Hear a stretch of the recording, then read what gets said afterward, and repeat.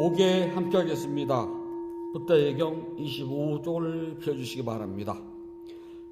용서하여 주십시오. 용서하여 주십시오. 용서하여 주십시오. 몸으로 지은 업, 입으로 지은 업, 마음으로 지은 업, 이 세 가지로 인한 모든 허물이 사라져서 병 없이 수명이 장수하고 위험이나 원수가 없어지고 좋은 선업의 결과만 생겨서 이러한 이후로 붓다 보배, 담마 보배, 쌍가 보배라는 높고 귀한 세 가지 보배와 오늘 스님께 직한 마음으로 두 손 모아 교만을 없애고 존경을 다하여 합장하여 배웠고 예배를 올립니다.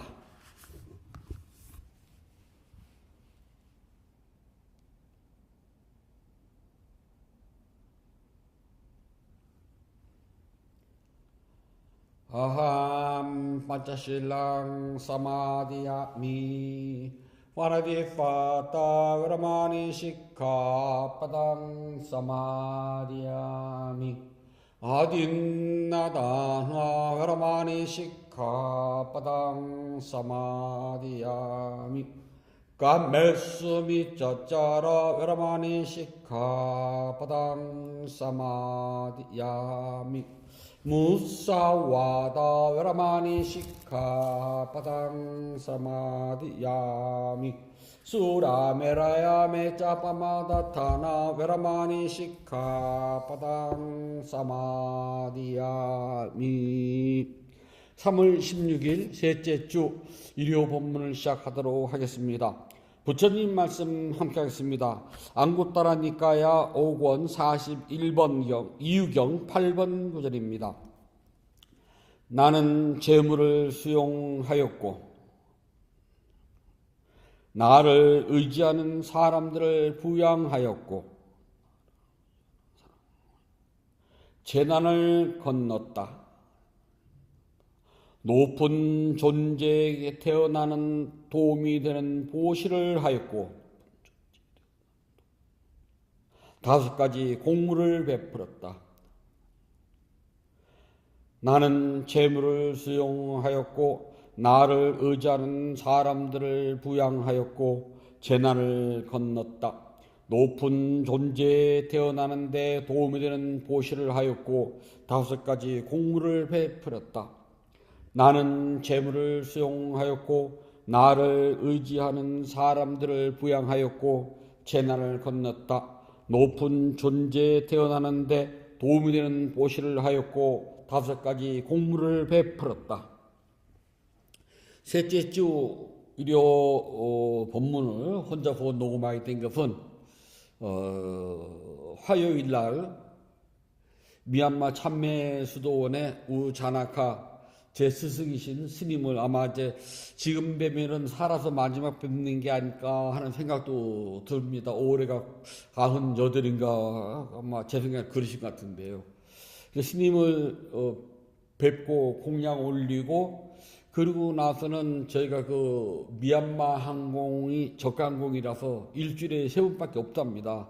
그래서 전 토요일 날 있는 줄 알았더니 일요일 날밖에 없어가지고 일요일 날 귀국을 하게 되면 법회를 못하기 때문에 혼자서 미리 녹음을 하게 됐답니다. 이 점 양해해 주시기 바랍니다.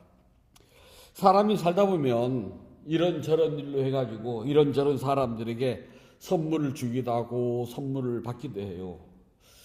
선물을 주는 사람도 선물을 받는 사람도 경우에 따라서 그 선물에 기분이 좋을 때도 있지만 때로는 그렇게 기분이 썩 좋지 않을 때도 있답니다. 아무 조건 없는 선물이 오고 갈 때는 사람이 부담 없이 기분이 좋은데요. 저 선물의 의미가 무엇인가를 알고 있을 때 있답니다. 무언가 어려운 부탁을 하기 위해서 또 어려운 부탁을 하려고 정말 입장 고난한 부탁도 있는데 그것을 하려고 뭔가 선물을 가지고 와서 입을 쓱 막고 자신이 원하는 그 일을 좀 부탁하러 오는 경우도 있잖아요. 그럴 때는 그 선물이 상쾌하지가 않고 좀 부담스럽답니다. 좀 떨떠름하잖아요. 아, 저거 먹으면 속된 표현으로 저거 진짜 쥐약인데 저 선물 받으면 안 되는데. 그렇다고 선물을 가져와서 이야기하는 사람한테 그 선물 가지고 다시 돌아가라고 말하기도 참 어려울 때가 있잖아요. 그게 이 세상 살이랍니다. 그런가 하면은 선물은 사람에 따라서 서로가 격이 있답니다. 그래서 나 정도라면은 오게 되면은 근데 이 정도 선물은 가지고 와야지, 그것도 안 되는 선물을 가지고 오면은 나 무시하나 라고 생각할 때도 있답니다. 저희도 이제 예전 한참 공부할 때 학생 시절에 어른 스님을 찾아뵙게 되면은 또 지금도 그래요. 다른 절에 가게 되면 빈손으로 가지 말라는 소리 참 저희는 어려서부터 귀에 딱지가 않게 듣고 살았거든요. 뭐 부지불식간에 그 절에 가게 돼서 어쩔 수 없는 경우는 제외하지만 빈손으로 가지 말아라는 소리 참 많이 들었어요. 그래서 저희 학기 시절에는 다들 형편이 넉넉하지 않았기 때문에 다른 절에 가서 어른 스님을 뵙게 되면은 저희가 올 수 있는 공양은 정말 한정되어 있어요. 그것도 저희로서는 큰 마음을 내야 되는 거거든요. 물론 스님들에 따라서는 그 가난한 학인들이 책 사보고 뭐 하기도 바쁜데 그 자신들이 그래서 쪼개가지고 작은 공양문을 사와서 올린다고 해서 아주 기쁘게 흔연히 받는 어른 스님들도 계시는가 하면, 또 반대로 그냥 별로 뭐 그런 거 있잖아요. 시답지 않게 뭐 이런 것도 뭐 하냐 하고 또 받아서 한 곁으로 슥 놓는 분도 계신답니다. 왜냐하면은 사람에 따라서 그 물건이 달라지고 받아들이는 느낌이 달라져서 그렇거든요. 세상은 하물며 더하답니다. 그 사람의 격에 맞는 선물이 아니라면은 저 사람이 나 무시하나, 그리고 뭐 아니면 나를 좀 우습게 보네라고 생각하기 때문에 선물은 참 격에 맞추지 않으면 어렵답니다. 하지만 스님들은 부처님께서 불자들이 또는 다른 공양물에 대해서는 어떤 명분이 있든 그것을 거부해서도 안 되고, 또는 그것이 뭐 좋다 나쁘다 뭐 등등 토를 달아서 안 낸답니다. 무엇이 됐든 주는 대로 스님들은 받아야 돼요. 이 세상 사람들은 선물을 받게 되면 두 가지 마음이 있답니다. 아, 이거 뭐 별거 아니네. 또 한 가지는 어이구 이거 소중한 것이네 라고 생각한답니다. 별것 아니네 라고 생각이 들면은 남한테 주기도 쉽고, 아니면 한켠에다 치워놓고 본인 스스로도 그러한 물건이 있는지 없는지, 받았는지 안 받았는지 그냥 기억에도 안 남을 경우도 있답니다. 반대로 소중하다라는 생각이 들면은 잘 보관해 놓고 깊숙이 넣어놓고 애지중지하고 또 남들이 오면 보기도 한답니다. 어느 절을 갔는데요. 그 전에는 저 높은 데서 대통령님의 새해 선물이 왔답니다. 뭐 내용물이야 뻔하지만은 그게 보게 되면은 대통령 문장도 찍혀 있고 또 대통령의 친필 사인도 들어가 있고 어쩌고저쩌고 하는 물건들이 세트로 왔어요. 그래서 그절 주스님은 그거를 법회에 들고 가서 신도들한테 처음 다 보이고 자랑을 해요. 이런 게 왔노라고요. 그렇지 않겠습니까? 근데 만약에 그와 비슷한 것을 다른 사람이 새해 맞이 선물을 했다면 그것을 애지중지하면서 자랑을 할까요?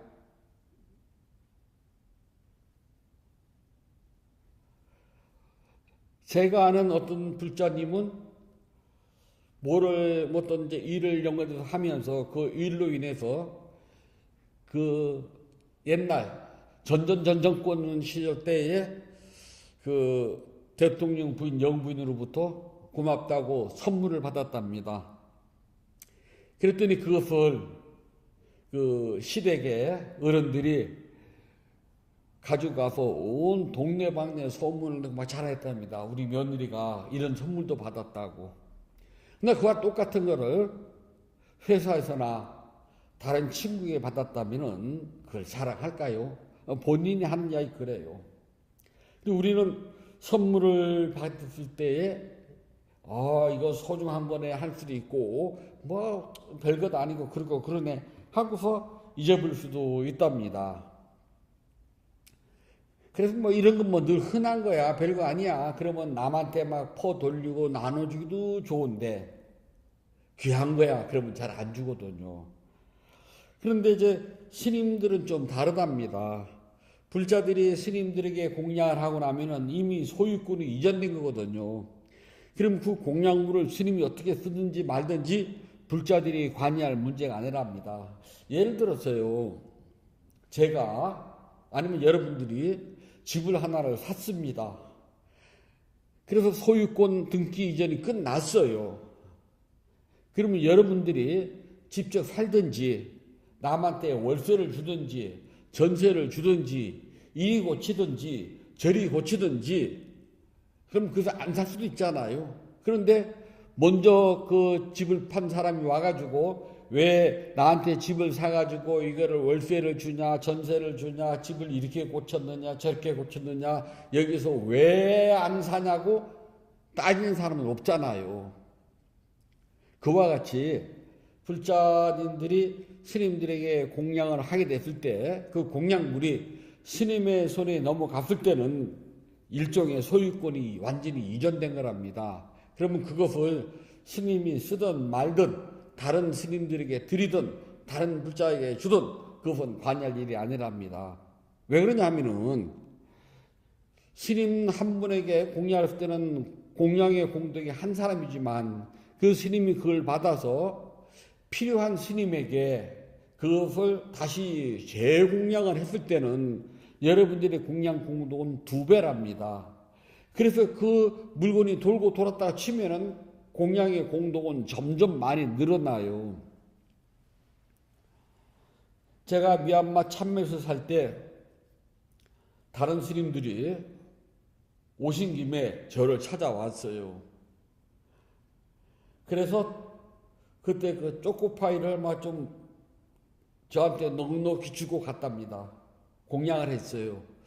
저도 그걸 받아가지고 어른 스님들한테는 한 통을 드리고 그 나머지는 가지고 이제 대중 공양을 했는데 대중은 많고 초코파이는 부족하니까 저희는 이제 하나씩을 받았답니다. 그거 참 먹기 아깝거든요. 그럼 저희도 저도 가지고 있다가 제 옆방에 있는 저보다 범나이 많은 스님한테 그걸 공양을 했어요. 이거 스님 드시라고. 그런데 그 초코파이가요. 한 보름 동안 이 방 저 방으로 먹지 않고 막 돌아다니는 겁니다. 뭐 지금이야 미얀마도 그런 게 흔하다고 하지만 흔하다고 들었는데 저희가 살 때는 그 정말 그 비싸고 귀한 간식거리였거든요. 그렇게 되면은 정말 그 초코파이 한 통이 한 통으로 끝나는 게 아니라 스님들 손에 돌고 돌았다면은 그 공덕은 정말 굉장히 큰 공덕이 되는 거랍니다. 그렇기 때문에 스님들이 공양을 받아가지고 그것을 쓰든 안 쓰든 불자님들은 관여 안 하셔도요 더 아름답고 거룩하게 불자님들의 공덕을 늘어나도록 쓸 수 있답니다. 부처님 법도 그래요. 나한테 소중한 물건이 있으면 그걸 길 가는 사람이나 어쩌다 본 사람이나 그리 친하지 않은 사람에게는 선물을 하지 않는답니다. 나하고 아주 친하고 가깝고 내가 신세를 많이 입었고 내가 꼭 은혜를 갚아야 되고 그런 사람이 있으면 귀한 거를 나도 아낌없이 선물을 한답니다. 부처님 법도 그래요. 부처님 법은 소중하답니다. 그래서 아무에게나 길 가는 사람 아무나 붙잡고 이게 부처님 법이요? 그러면 휙휙 줄 수가 없답니다. 정말 그 법을 소중히 여기고 또 그 법을 꼭 필요한 사람들에게만 부처님 법은 선물처럼 줄 수가 있답니다. 부처님 법을 두고 실천하는 불자는 스님들을 통해서 법문을 듣습니다. 스님들과 우리 신자 불자님들은 정말 소중하고 아주 친근한 존재랍니다. 그렇기 때문에 스님들은 가장 소중한 부처님 법을 가장 소중하게 알려드린답니다. 그럴 때 불자님들은 부처 스님을 통해서 부처님의 가르침을 듣는 순간 이 법이 소중하구나 하고 생각을 하고 기억 속에다가 잘 보관해야 된답니다. 그렇지 않고 이게 별거 아니네 하고 금방 잊어버리게 된다면 그거는 아무리 소중한 거라도 소용이 없어요. 우리가 하는 말로 돼지목에 진주 목걸이 개발의 편자라고 그러거든요. 아무 소용이 없답니다. 스님들을 통해서 법회날 부처님의 가르침을 직접 듣는 그 시간은 스님과 불자 간에 아주 소중한 인연으로서 가장 소중한 부처님의 법을 주고받는 시간이랍니다. 정말 소중한 선물이에요.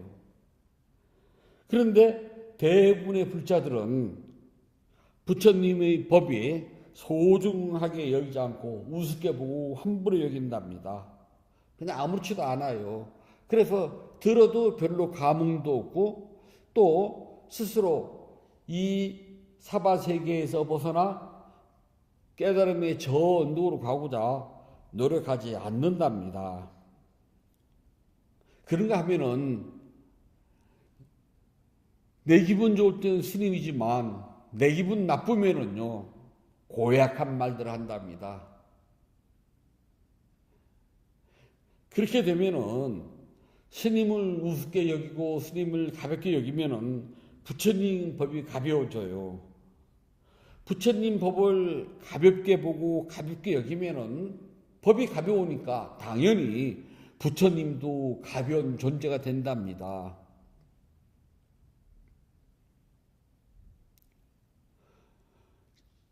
자녀들이 자기 부모를 업신여기고 가벼이 여기고 말을 함부로 하고 행동이 멋스럽다면 남들도 나의 부모님을 그렇게 본답니다.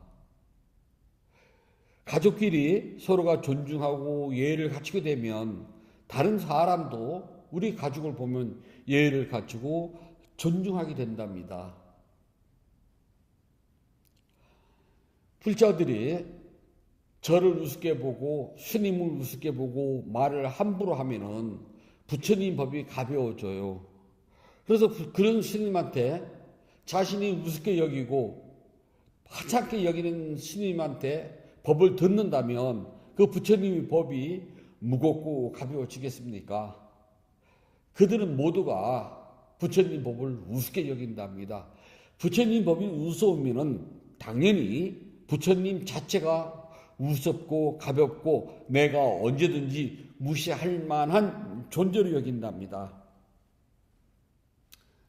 물론 스님들이 스스로 말을 조심하고 행동도 조심해가지고 수행도 하고 계획도 지키고 덕성도 쌓고 공양도 열심히 지어서 바르게 보고 바르게 가르쳐주고 지혜롭게 닥도로 이끌어 줘야 하는 것은 스님으로서의 당연한 의무입니다. 그렇게 했다면 이번에는 불자들 역시 법을 소중히 여기고 무겁게 여겨서 바르게 닦고 지혜롭게 통찰해 나가야 되는 것은 너무나 당연하답니다. 이렇게 불자들 스스로가 법을 설해주는 스님을 소중히 여기고 부처님의 법을 소중히 여기면 당연히 부처님도 소중하기 때문에 수행을 하게 되면 앞으로 나아가게 된답니다.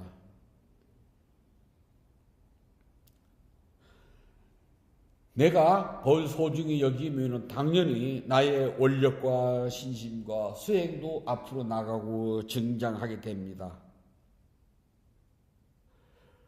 법은 늘 새롭답니다. 제자리에 머물리지 않아요. 어떤 불자들은 스님의 법문이 언제나 똑같아요 라고 하는데요. 부처님의 법은 다르지 않아요. 똑같아요. 그러나 늘 다르답니다. 내가 수행하지 않고 제자리에 머물러 있으면은 부처님 법을 아무리 들어도 늘 똑같은 이야기가 반복될 뿐이랍니다. 그러나 내가 원력과 신심이 앞으로 나아가고 점점 자라나며 수행도 앞으로 나아가고 수행도 자라난다면 당연히 부처님 법은 새롭습니다. 어제 들었던 법문을 오늘 또 듣는다고 해서 똑같은 게 아니라 어제 몰랐던 법의 이치를 오늘은 알게 되기 때문에 부처님 법은 무겁고 새롭다고 한답니다. 그래서 내 원력과 신심과 수행이 앞으로 나가고 점점 자라나게 된다면은 당연히 내가 변하는 것만큼 부처님의 법도 변하게 된답니다. 그래서 내 원력과 신심과 수행이 뒤로 물러나면 법도 뒤로 물러나고 모든 것은 뒤로 물러납니다. 그렇지 않고 내가 원력과 신심이 증장되고 앞으로 나간다면 당연히 부처님 법에 대해서 나의 모든 것들이 앞으로 나가게 된답니다. 법은 늘 제자리에 있어요. 변하지 않는답니다. 그래서 진리는 비동이라고 그래요. 움직이지 않습니다. 단 나의 원력과 나의 신심과 나의 수행과 나의 공덕행에 따라서 법은 늘 앞으로 나간답니다.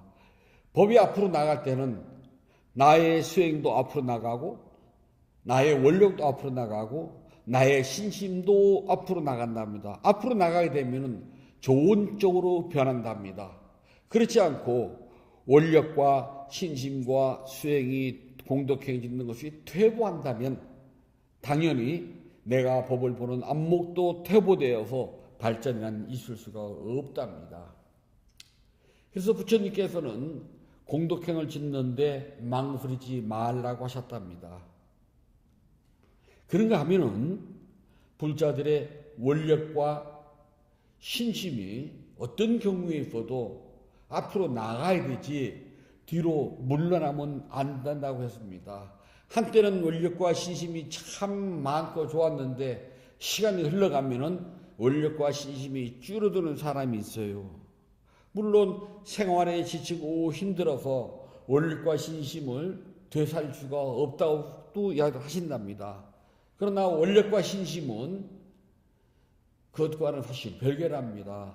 세상이 아무리 지치고 힘들었다 하더라도 내 원력과 신심은 늘어나면 늘어나야지 줄어들 수가 없답니다. 그때그때 내 처지와 환경에 따라서 그 원력과 신심을 잊어버리지 않고 거기에 맞춰서 꾸준히 나갈 수만 있다면 그게 가장 거룩한 거랍니다. 제일 쉽지만 제일 어려워요. 그래서 불자들이 원력과 신심과 공덕행을 짓는 데는 있으면 사정이 넉넉하면은 아무도 수월하고 생활 형편이 어렵고 힘들면은 원력과 신심과 수행도 뒤로 물러나게 되기 때문에요. 부처님께서는 불자들에게 부자가 되라고 했답니다. 그래서 부처님께서는 제가 신자들이 불자들이 돈을 벌여야 되는 5가지 이유가 있다고 말씀하셨답니다. 왜냐하면은 좀 넉넉해야지만이 원력과 신심도 증장하고 수행할 수 있는 시간도 난답니다. 하루 벌어 하루 먹고 살기가 힘든 각박한 세상에서 생활고에 시달리면은 수행을 할 수 있는 시간도 줄어들고요. 원력과 신심이 아무리 좋아도 공덕행을 짓고 수행을 해 나가는 데는 장애 요소가 된답니다. 그래서 그런데 장애를 받지 않도록 돈을 벌어라 라고 부처님께서 말씀하셨어요. 자, 제가 불자들은 기본적으로 열심히 노력해서 돈을 벌어야 돼요. 돈 버는 5가지 이유. 왜 돈을 벌어야 되나? 부처님께서는 그냥 우리 스님들한테는 당신의 직계 제자인 출가 수행자인 우리 스님들한테는 너희들은 경제 활동을 하지 말아라 라고 못 박았어요. 그래서 스님들은 돈을 버는 행위인 경제 행위는 어떤 경우도 해서는 안 된답니다. 아무리 세상이 변했어도 그건 스님들이 해서는 안 돼요. 그러나 불자들은 열심히 노력해서 돈을 벌어야 됩니다. 많이 벌면 많이 벌수록 좋아요. 단 여기선 바르게 정당하게라는 말은 늘 들어간다는 것을 잊으시면 안 됩니다. 남의 눈에 눈물이 흘리게 하고 남의 원망과 한숨과 비탄과 통곡을 가지고 잘 먹고 잘 사는 것은 부처님께서는 절대로 용납하시지 않았다는 점 명심해야 됩니다. 돈은 벌 때 나도 기쁘고 너도 기뻐야 돼요.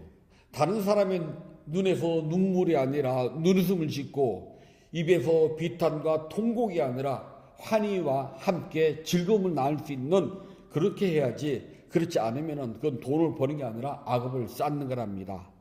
5가지 이유. 부처님 당시 때 인도의 최고 재벌이었던 우리가 한문으로는 급고독 장자라고 그런답니다. 인도 말에는 수다따 장자라고 그래요.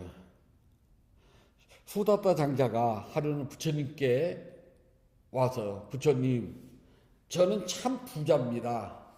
세상 사람들은 저 같은 부자가 안 되는 이유가 뭘까요? 그리고 왜 돈이 필요합니까? 돈 없으면 안 돼요? 그때 부처님, 아니다. 세상을 살아가려면 돈이 있어야 된다.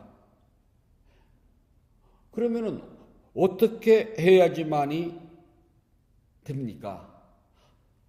그럼 부처님께서는 돈을 벌기 전에 왜 돈을 벌어야 되는지 이유를 먼저 알아야 된다. 돈을 벌어야 되는 이유를 알아야지만이 돈을 벌어야 되겠다는 목적이 생겨난다고 말씀하십니다.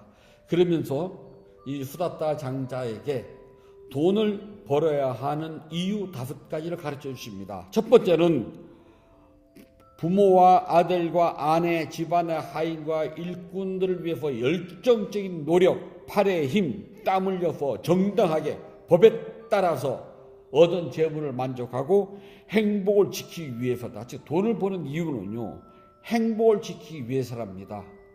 행복을 지키려면은 당연히 열정적인 노력, 팔의 힘으로 땀을 흘려서 정당하게 법에 따라서 돈을 벌어야 된다. 그래서 그렇게 번 돈을 가지고 부모와 또 아내와 자녀, 즉 가족들의, 그리고 집에서 일하는, 자신이 일하는 일꾼들이나 또는 직원들을 위해서 돈을 벌어야 된다. 그래서 직원들에게 제때 월급을 주고 먹을 것과 입을 것과 잠자리를 제공해 줘야 되고 아프면 치료를 해 줘라 라고 부처님께서 말씀하셨답니다. 즉 첫 번째는 부모님과 가족을 위해서, 또 자기 집에서 일하는 직원들을 위해서 돈을 벌어라. 단 돈을 벌 때는 정당하게랍니다. 열심히 노력해서 팔의 힘으로 땀을 흘려서 정당하고 법에 어긋나지 않도록 벌어라. 그래서 행복을 지켜라. 그래서 돈 버는 첫 번째 이유는 가족들의 행복을 지키기 위해서랍니다. 그리고 돈을 버는데 가장 중요한 것은 직접 노력을 해라. 우리가 야 이 불한당아 그러잖아요. 불한당이라는 말은 아니 불자 땀 한자 무당자예요. 땀 흘리지 않는 물이, 즉 정당하게 노동을 하지 않고 다른 사람으로부터 돈을 갈취를 해가지고 그 돈을 가지고 먹고 사는 사람이 불한당이에요. 그래서 불한당 큰 욕이랍니다. 자녀들이 성인이 되면은 자기가 알아서 생활을 해 나갈 텐데 직업도 갖지 않고 부모를 의지해 가지고서 그 늙은 부모님들한테 생활비를 받아서 운영해 나간다. 그럼 그 불한당이랍니다. 그게요. 그리고 요즘은 의외로 불한당들이 많아요. 그렇게 사기를 치거나 또는 공갈 협박을 하거나 또는 뭐 폭력을 휘둘러 가지고 남의 돈을 갈취를 하는 불한당도 있지만 자기는 노동하지 않고 늙은 부모님으로부터 돈을 받아서 생활을 하는 사람들, 그 자녀들 역시 불한당이랍니다. 그래서 부처님께서는 돈을 벌 때 가장 중요한 것은 자기가 집중 노력해라. 그리고 법을 어기지 말아라. 정당하게 벌어라가 중요하답니다. 그래서 첫 번째, 가족의 행복을 지키기 위해서 돈을 벌어라. 두 번째는 친구와 친척을 위해서 돈을 벌어라. 친구와 친척이라는 것은 내가 주머니 사정이 넉넉하면은 친구와 친척들을 만나서 그래도 밥이라도 사주고 술이라도 한 잔 마시고 차비라도 주고 어렵다면은 도와줄 수 있답니다. 돈을 많이 벌었는데도 나누고 베풀 줄 모르고 꼭 움켜쥐겠으면 우리가 수전노라고 그래요. 지킬 수, 돈, 전, 노비, 노예, 노자랍니다. 돈 지키는 노예에 불과하다가 수전노랍니다. 부처님은 수전노는 권하지 않아요. 돈을 벌면은 가족들의 행복을 위해서 돈을 쓰고, 당연히 두 번째는 나보다 못한 친구와 친척들을 위해서도 돈을 벌어서 그들에게도 조금씩 쓰라는 겁니다. 밥도 사주고 술도 사주고 그렇게 하라는 거예요. 세 번째는 물, 불, 바람, 왕과 도둑, 나쁜 마음을 가진 이들에게 당하는 여러 가지 재난을 위해서 돈을 벌어라. 다시 말해서 물, 불, 바람은 자연재해잖아요. 자연재해가 생겼을 때 집이 떠내려가고 또는 불이 나서 타버리고 또는 갑자기 지금이야 왕이 뺏을 일 없지만은 예전에 그랬답니다. 그렇게 권력층에 의해 가지고서 뜻하지 않는 괴로움을 겪게 됐을 때 그때 변호사비라도 되고 또는 그렇게 풍수재해를 만났을 때 복구라도 할 수 있도록 평상시에 돈을 모으라는 겁니다. 나쁜 마음을 가진 사람들을 멀리하는 것은 돈의 힘이 제일 빠르답니다. 그래서 사바세계는 뭐니 해도 머니라고 그러잖아요. 네 번째는 친구들이나 손님이나 조상신이나 왕에게 내는 세금 그리고 신들에게 공양하기 위해서 돈을 벌어내는 겁니다. 당연히 세금 내야 돼요. 그러니까 절세와 탈세는 다르답니다. 절세는 합법적으로 세금을 조금 내는 아끼는 것은 절세고요. 탈세는 법을 어기면서 세금을 내지 않고 도둑질하는 탈세라고 그러잖아요. 부처님은 벌었으면 정당하게 왕에게 세금을 내라고 말씀하셨거든요. 그러니까 그 말은 예나 지금이나 틀리진 않아요. 지금은 국가에서 세금을 물리게 되면 정당하게 버는 만큼 세금을 내라. 그리고 자기 아는 사람들이나 우리 집에 낯선 손님이 찾아왔을 때 그들에게 대접하기 위해서 또는 여기서 조상신이냐고 나오는데 오늘 보게 되면은 먼저 가신 집안의 어른들 자기 조상들에게 공덕행을 베풀기 위해서 돈을 벌어라. 아무리 마음속에 돌아가신 아버지가 고맙고 어머니가 고맙고 할머니 할아버지가 아무리 고마워도요. 그건 마음속인데 마음속으로만 생각하지 말고요. 실제로 행동으로 하라는 겁니다. 흔히 불자들이 제일 잘 쓰는 말이 마음으로는 많이 써요. 참 마음으로는 하고 있습니다. 그러거든요.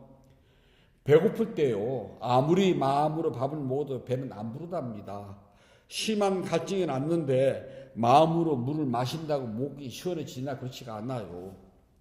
그래서 조상들에게 고맙고 정말 그분들이 있었기에 오늘 내가 있다고 생각하면 그분들을 위해서 공덕행을 자주 치라고 부처님이 말씀하셨습니다. 그냥 꼭 그 제삿날에 맞춰서 제사만 지내는 것이 아니라 이런저런 핑계만 대면은 그분을 덕택에 오늘 내가 있는 거야 라고 생각을 하고서 그분들을 위해서 공덕행을 짓기 위해서 돈을 벌여야 된답니다. 마지막 다섯 번째는 자기의 욕심을 잘 다스리고 교만과 게으름에서 벗어나서 깨달음을 성취하기 위해서 돈을 번답니다. 즉 깨달음을 성취하기 위해서는 반드시 스님들에게 법문을 듣고 스님들의 가르침이 필요해요. 그래서 이 다섯 번째는 스님들에게 보시하기 위해서 돈을 번답니다. 내가 세상에 살다 보면은 욕심이 생겨요. 없으면 없는 대로 욕심이 생기고 있으면 있는 대로 욕심이 생긴답니다. 없을 때의 욕심은 좀 갖겠다는 것이 다지만 있을 때 욕심이 생겨나면은 없는 사람의 욕심보다는 걷잡을 수가 없는 큰 욕심이 생겨난답니다. 이 큰 욕심이 생기면은 내가 있다고 하는 교만이 생기고 내가 있기 때문에 게으르고 일을 함부로 하고 또 남에게 시키기만 하고 나는 하지 않는 그런 일이 생긴답니다. 그렇게 되면은 윤회에서 벗어날 수 있는 선업을 쌓기보다는 윤회를 재촉하는 악업을 쌓기가 바쁘답니다. 그래서 돈을 벌어가지고 완전한 니바나를 성취하지 못한다면은 최선 천상세계에 태어나서 다시는 이 인간 세상의 험악한 일을 겪지 않고 천상세계에서 부처님 법문을 듣고 천상세계에서 곧바로 니바나를 성취할 수 있도록 하는 복을 짓는 것이 좋답니다. 그래서 그 복을 짓기 위해서는 당연히 스님들에게 보시를 해야 된답니다. 저는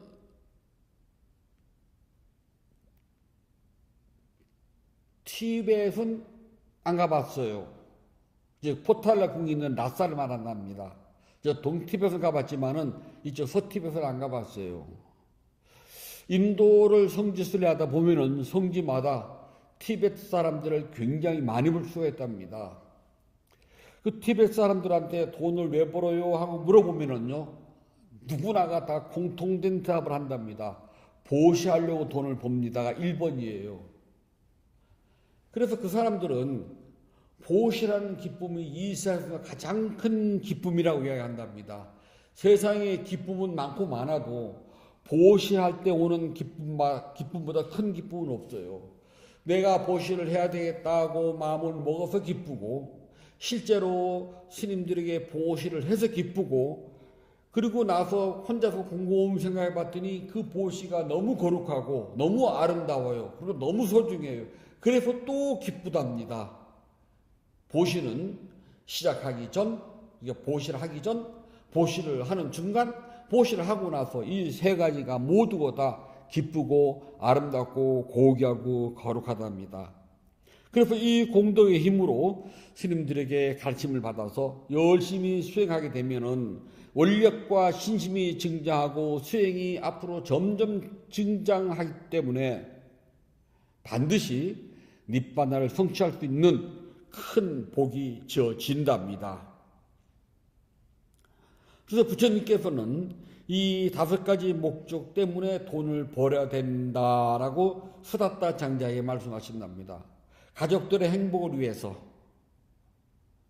친구와 친척들을 위해서, 찾아온 손님이나 또는 친구들에게 또는 조상님들에게 공덕제를 베풀고 세금을 내기 위해서 돈을 벌어야 되고요. 마지막 5번째는 완전한 깨달음을 성취하기 위해서 내가 욕심을 버리고 교만을 버리고 부처님 법에 바로 나가서 올곧게 수행하여서 니바나를 증득하기 위해서 가르침을 베풀어주는 스님들에게 보시하기 위해서 돈을 벌어야 한다라고 부처님께서는 수다타 장자에게 가르쳐 주십니다. 이 5가지는요, 우리가 돈을 버는 목적이랍니다. 이 목적을 달성하기 위해서는 당연히 열정적인 노력, 자신의 팔의 힘, 그 다음에 흘린 땀, 정당하고 법을 어기지 않고 법답게 벌어서 처음도 중간도 끝도 두려움과 걱정이 없어야 됩니다. 만약에 정당하지 않고 법답지 않으면은 돈을 벌기 전에도 두렵고 벌면서 두렵고 벌어서도 두려워요. 아, 이거 내가 잘못한 건데 혹시 세무조사 들으면 어떡하나, 혹시 내가 이걸로 인해 가지고서 형사 입건되거나 민사 소송을 가거나 누구한테 배상을 해주거나 그러면 어떡하나, 잡히면 어떡하나, 고발되면 어떡하나 걱정을 하잖아요. 그런 것 없이 처음도 중간도 끝도 두려움이 없도록, 걱정이 없도록 정당하고 바르게 벌면 된답니다. 그렇게 벌어들인 돈만이 자신을 만족시켜주고 행복을 부르고 그리고 행복을 지켜준답니다. 불자들에게 있어서 돈 버는 건 매우 중요해요. 왜냐하면 불자들은 세상의 모든 욕망을 버리고 떠난 출가 수행자가 아니랍니다. 이 세상에서 가족을 거느리고 살아가며 가족의 부양이라고 하는 의무를 가지고 있는 사람들이 불자들이랍니다. 세속에서의 의무는 가족을 지키고 행복하게 해주고 그들에게 만족한 삶을 살아가도록 해주는 것이 세상의 의무입니다. 출가자의 의무인 우리는 세상에서 오는 모든 욕망을 버리고 욕심도 버리고 탈탈 털어버리고 스님들은 오직 깨달음의 성취를 위해서만 노력해 나간답니다. 세상 편으로는 서발장대를 휘둘러도 걸림이 없는 게 스님들이에요. 서발장대를 휘둘러서 걸림이 많은 스님이다. 이거 좀 복잡해지네요. 그러나 불자들은 서발장대가 아니라 한발장대를 휘둘러도 걸릴 게 많아요. 부모가 걸리고 형제 자매가 걸리고 처자식이 걸리고 친지가 걸리고 친척이 걸리고 하여튼 이래저래 걸리는 게 참 많답니다. 그 걸리는 게 많지만은 그래도 그 의무를 다 하면서 가족을 지키고 가족을 만족하게 해주고 가족을 행복하게 하기 위해서 돈을 벌어야 된답니다. 열심히 단 바르게. 하지만 안타깝게도요, 돈을 버는 것은 언제나 내 뜻대로 되지는 않는답니다. 돈 버는 게 내 뜻대로 되면 얼마나 좋겠어요. 세상의 뜻대로 안 되는 것은 첫 번째는요, 내 자식만큼 내 뜻대로 안 된답니다. 두 번째는 돈 버는 일이 내 뜻대로 안 된답니다. 내 뜻대로 되면 얼마나 좋겠어요. 하지만 노력은 하셔야 된답니다. 열심히 노력을 하셔가지고 그리고 나서는 많이 벌든 적게 벌든 그것이 바르고 정당하고 내가 땀 흘려 번 거라면 그것은 여러분들이 축복을 받은 거나 다름없답니다. 그 축복이 크든지 작든지 따지지 말고요. 이것도 내가 얻은 행복이라고 먼저 생각을 하고 그 행복을 조금이라도 이웃과 나눌 수 있고 부처님과 스님들에게 보시를 하여서 공덕행을 질 수 있다면 그야말로 돈 버는 이유를 100% 만족하시게 된답니다. 부처님께서 말씀해 주셨습니다. 안구따라 니까야 5권 41번 이유경 8번 구절 이어집니다. 개를 구족하고 제어되고 청정 범행을 닦는 사람을 섬겼다. 현명한 제가자는 어떤 목적을 위해 재물을 원하나니 나는 그 목적을 이루었고 후회하지 않는 행을 하였네. 개를 구족하고 제어되고 청정 범행을 닦는 사람을 섬겼다. 현명한 제가자는 어떤 목적을 위해 재물을 원하나니 나는 그 목적을 이루었고 후회하지 않는 행을 하였네. 개를 구족하고 제어되고 청정 범행을 닦는 사람을 섬겼다. 현명한 제가자는 어떤 목적을 위해 재물을 원하나니 나는 그 목적을 이뤘고 후회하지 않는 행을 하였네. 3월 16일 셋째 주 일요 본문을 마치도록 하겠습니다. 법회 회양송 함께 하겠습니다. 붓다 예경 272쪽을 펴주시기 바랍니다. 나누는 기쁨으로 자비 발언을 위하여 물러나지 않는 소원을 세워야 합니다. 오늘의 수행이 계속 이어지길 소원하노니 제가 해탈하면 곧바로 깨달음에 이르러서 허무한 사바 세계의 모든 욕망과 집착이 끊어지다. 제가 만약 다시 태어나 사는 동안 모든 악업을 없애고 바른 마음 깊은 생각 참다운 지혜와 청정한 노력이 충만하여 지이다. 단마에 였는 힘과 제 노력과 실천 행하는 힘으로 어떤 마장도 제 각장길을 기원합니다. 부다와 더 높은 성님 그리고 성스러운 쌍가의 힘으로 저의 마지막 탄생일지라도 마장이 절대로 접근하지 않기를 기원하나이다. 모든 선업공덕을 고르게 나누어 가시소서. 사두 사두 사두. 모든 선업공덕을 고르게 나누어 가시소서. 사두 사두 사두. 모든 선업공덕을 고르게 나누어 가시소서. 사두 사두 사두. 3월 16일 셋째 주 위로 법회를 마치도록 하겠습니다. 모두 행복하세요.